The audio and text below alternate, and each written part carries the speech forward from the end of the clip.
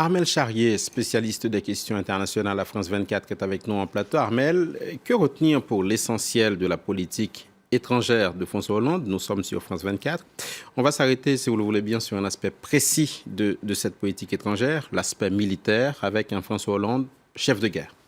Avec un François Hollande chef de guerre qui découvre en fait à l'Élysée ce que c'est que le monde étranger et ce que c'est que le monde militaire. Parce que François Hollande, avant d'être élu président de la République, est un homme politique qui a des mandats en Corrèze, qui a été secrétaire du Parti socialiste, mais qui n'a pas eu en fait de marocain, c'est-à-dire de ministère, qui n'a jamais été connu pour aimer les voyages à l'étranger. Et donc, il va découvrir effectivement toutes ces questions-là. Simplement, il va y avoir une opération qui va tout de suite être portée à son crédit. C'est une opération qui se déroule au Mali, qui est l'opération Serval, et une lutte contre le terrorisme qui est un succès. Et donc, François Hollande va découvrir ces images victorieuses de lui à Tombouctou, avec une population qui l'acclame.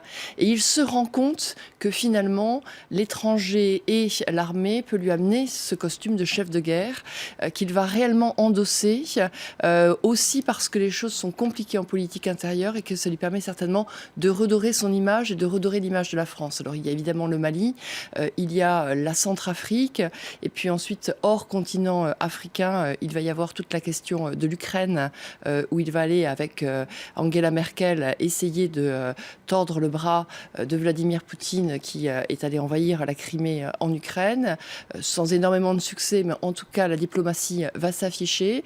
Et puis il va y avoir aussi la position de François Hollande sur le dossier syrien, une position où il veut penser que la démocratie existe dans ce pays et qu'il faut justement arriver à la faire émerger et donc combattre Bachar el-Assad.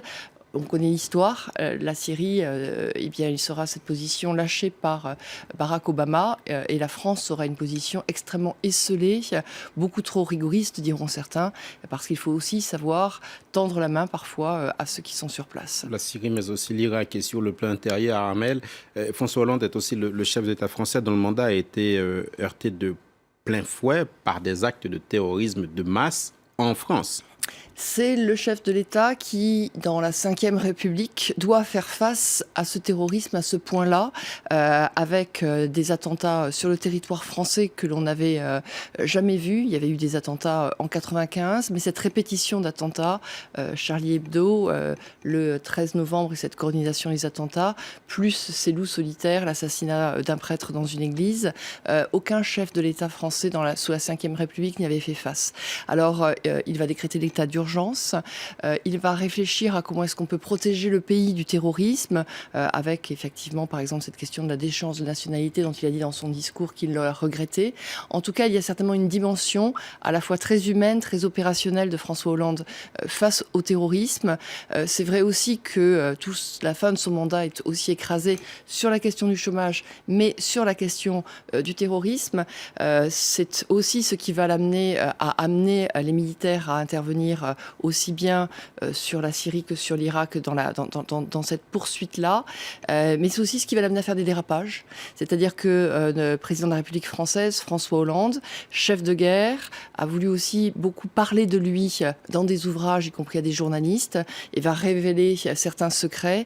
Il y a en ce moment une enquête en cours en France pour compromission du secret défense à cause des révélations du chef de l'État français. Merci, Armel Charrier.